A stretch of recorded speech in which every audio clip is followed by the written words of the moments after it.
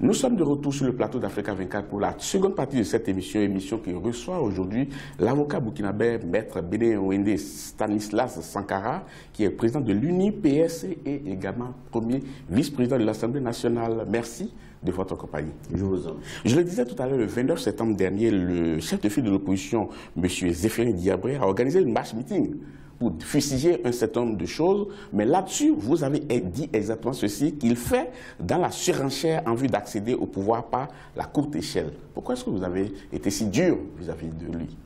L'histoire me donne raison. On le voit encore derrière les syndicats, en train d'appeler ses ouailles à soutenir une manifestation purement syndicale. Donc vous comprenez, la surenchère ici, c'est quoi? C'est que le chef de file de l'opposition politique, à coup d'arguments, avait appelé à manifester, à marcher, après justement moult échecs sur d'autres terrains politiques, comme par exemple la réforme du code électoral, notamment la mise en place de la CENI, le débat qui avait entouré le vote des Burkinabés de l'extérieur, et finalement, il décrète une activité, à savoir marcher pour simplement dénoncer la gouvernance du président Locmar Christian Kaboré.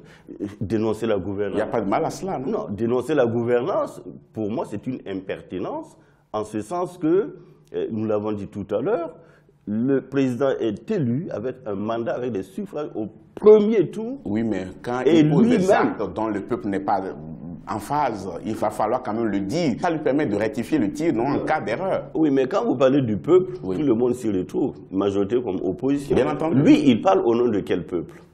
De ceux qui se retrouvent à travers ce qui se fait aujourd'hui. Donc, il ne parle pas au nom du peuple burkinabé. Il parle au nom de l'opposition politique burkinabé. C'est ça la nuance. Mais c'est bien, c'est très important en démocratie aussi, non? Donc, je suis moi dans mon droit, en tant que relevant de la majorité présidentielle, de dire que c'est de la surenchère purement et simplement. Et vous dites, vous allez même très loin, vous dites qu'il veut accéder au pouvoir par la courte échelle. Qu'est-ce que vous avez dit? Je vais dire tout simplement que c'est en réalité, les mots ne sont pas de moi, puisque à plusieurs reprises, on a appelé à la démission du président Locmar Christian Kaboré. Oui. Quand un président d'institution réclame la démission d'un chef d'État élu de façon souveraine, eh bien, sous-jacent, c'est le coup, c'est le putsch. Donc, je suis allé plus loin en parlant de putschistes et de revanchards. Oui, mais vous avez donné l'exemple de la France tout à l'heure, et récemment, on a vu les Gilets jaunes demander la démission d'Emmanuel Macron, le président français, et pourtant, on n'a pas parlé de putsch. Oui, mais vous avez vu que les revendications étaient de façon catégorielle quelque chose de clair, de précis, et non la gouvernance du président Macron qui était dénoncée. Bien sûr, la gouvernance aussi est décriée à travers le mouvement Les Gilets jaunes. C'est un ensemble, une analogie faite, on peut se dire qu'on a l'impression qu'on est dans la même situation. Demander la démission d'un chef d'État en cours de mandat, il y a des conditions constitutionnelles. En tout cas, je sens qu'on comprend ce que vous voulez dire quand vous dites parler de courte échelle, parce qu'il y a une insurrection dans ce pays qui a contraint un chef d'État à démissionner et à quitter le pouvoir. Est-ce que l'insurrection qui a eu lieu dans ce pays, est-ce qu'on peut parler des artisans? Oui, bien entendu. Mais est-ce qu'on peut parler aussi d'accession au pouvoir par la courte échelle aussi? Vous savez que quand il y a eu l'insurrection et que le président Compaoré a été obligé de fuir, il a laissé la vacance du pouvoir. Et pour combler à cette vacance, on a mis immédiatement en place la charte de la transition pour renouer avec l'état de droit. Donc vous voulez dire que c'est les autorités de transition qui sont accédées au pouvoir par la courte échelle? Un peu comme ça. Oui, la courte échelle ici était la vacance qui est réglée par la Constitution. Donc moi je reste un démocrate putain pour dire qu'il faut respecter la charte, c'est-à-dire le contrat social qui a pour socle la Constitution et l'état de droit. Maître Béné Sankara... Entendre un chef de file de l'opposition, justement, contourner cette légalité, moi je trouve ça ridicule. Ridicule, vous avez dit, déplorable. Vous êtes un des leaders politiques dans ce pays, vous avez été chef de file de l'opposition. Vous avez mis sur pied le parti UNI-PS depuis plus de 18 ans maintenant. Quel bilan faites-vous quand même de la manière dont ce parti a pesé dans le débat démocratique au Burkina Faso? Ce débat a apporté d'abord à notre peuple et à l'opinion de façon générale l'image présente du président Thomas Sankara. Aujourd'hui, vous savez que le président Sankara, il n'est ni de l'opposition ni de la majorité. Aujourd'hui, le président Sankara est pour tous les Africains une icône, un exemple. Et chacun y puise, depuis les hommes politiques aux hommes de culture, en passant par les hommes de médias, les artistes. Tout le monde, aujourd'hui, en tout cas, arrive à reconnaître que le président Sankara était un exemple. Bien entendu, mais parlez surtout du parti, de votre parti, par rapport au débat politique. Oui, c'est ce que je dis, puisque mon parti est arrivé en 2000, et déjà en 2002, nous sommes allés aux élections. En 2005, nous avons été aux élections présidentielles, et nous avons été les premiers à contester la candidature du président Blaise Compaoré. Ce débat s'est poursuivi, mais de façon démocratique, avec des arguments, jusqu'en 2009, où nous avons accédé, en tout cas à cette tribune, de chef de file de l'opposition politique. Et c'est à partir de là que nous avons élaboré une feuille de route qui nous amenait purement et simplement à lutter pour qu'il y ait un ancrage démocratique avec un certain nombre de valeurs qui font la fierté des Burkinabés. En tout cas, beaucoup de Burkinabés le reconnaissent. Hein. UNIPS, aujourd'hui, c'est l'un des partis leaders de ce pays. Mais apparemment, on se demande si le parti est toujours sur une pente ascendante ou descendante, surtout quand on constate qu'il y a eu des vagues de démissions récemment. Qu'est-ce qui se passe vraiment à UNIPS? Oui, parce que la politique, partout ailleurs dans le monde, n'est pas un fleuve tranquille. Il y a des bas, il y a des hauts. Oui, mais vous avez connu des bas. C'est en ce moment qu'on aurait dû voir des défections. Qu'est-ce qui se passe aujourd'hui? C'est pendant que vous êtes aux affaires. Parce qu'on crée un parti pour accéder au pouvoir. Aujourd'hui, nous ne sommes pas dans le creux de la vague. Oui, mais vous n'êtes pas au meilleur de votre forme non plus. Non, nous sommes dans la majorité quand même le deuxième parti le plus important après le FPP. Mais parlez-moi des défections. Qu'est-ce qui se passe concrètement? Pourquoi les gens partent? Vos lieutenants, pourquoi est-ce qu'ils désertent le parti pour aller créer d'autres partis? Quand il y a un qui part et 1000 qui viennent. Oh, c'est ce qu'on dit souvent. C'est un petit raccourci. Chez nous, c'est un constat. Chez nous, c'est un constat. Encore que c'est difficile de pouvoir quantifier, mais quand des personnes, et pas des moindres, décident de claquer la porte au parti, c'est qu'il y a un malaise. La vie d'un parti politique est faite de démission et d'adhésion. On vous a connu longtemps dans l'opposition, vous avez été chef de file de l'opposition, vous êtes une figure quand même très importante de ce pays et beaucoup se demandent, est-ce que ça ne fait pas bizarre de voir Béné Sankara aller de l'autre côté? On a l'impression que vous allez finir dans l'opposition. Maintenant, vous avez parfaitement raison. Maintenant, une chose quand même très importante, c'est qu'on se demande votre rapprochement aujourd'hui du parti au pouvoir. Votre rapprochement, est-ce que c'est un mariage de raison ou un mariage de survie? C'est plutôt un mariage de raison. Nous n'étions pas obligés d'aller à une alliance parce que déjà en 2015, moi j'étais candidat à l'élection présidentielle.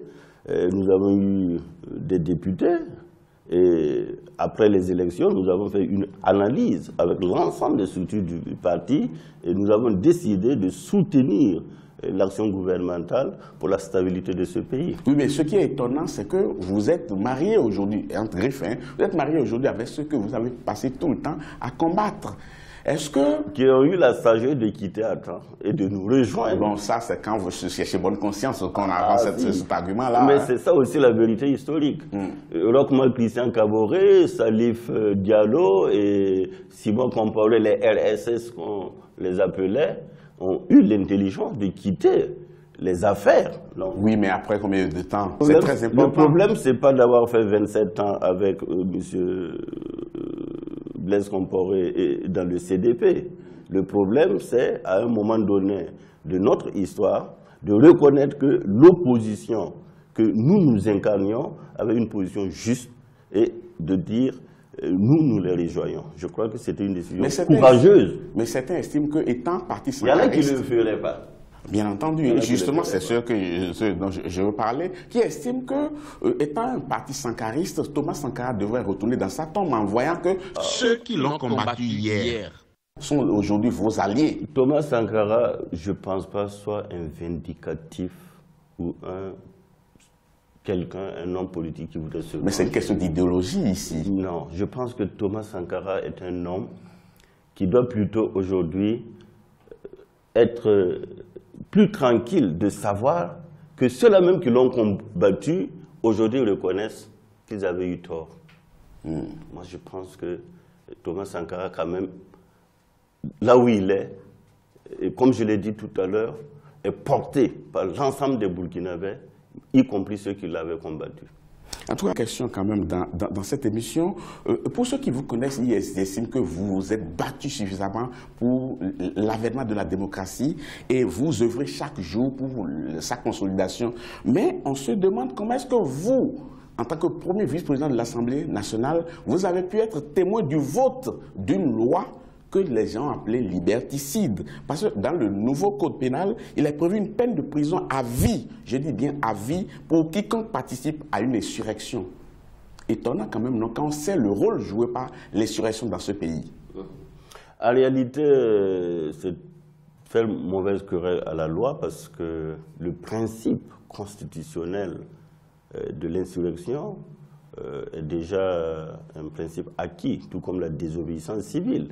Maintenant, la loi a la latitude, selon la volonté du législateur, de réglementer la manière... Mais quelle réglementation? Quelle réglementation? Si on prévoit une peine de prison à vie pour ceux qui a pu sauver ce peuple hier, on se demande est-ce que ce n'est pas l'arroseur qui craint d'être arrosé? En réalité, une insurrection ne se décrète pas. Personne ne peut s'asseoir pour dire on ferait une insurrection, on ferait pas. Mais d'une manière ou d'une autre, si vous avez prévu un code pénal qui en parle, c'est que vous redoutez quelque chose. Mais c'est pour dissuader toute velléité d'insurrection parce que le Burkina Faso... Mais pourquoi? Le Burkina Faso ne veut plus d'insurrection. Une insurrection, ça se fait peut-être une fois... Et il faut attendre des siècles et des siècles. Oui, mais on n'a pas d'éléments pour pouvoir mesurer ça. Je veux dire, la Révolution française date de 1789.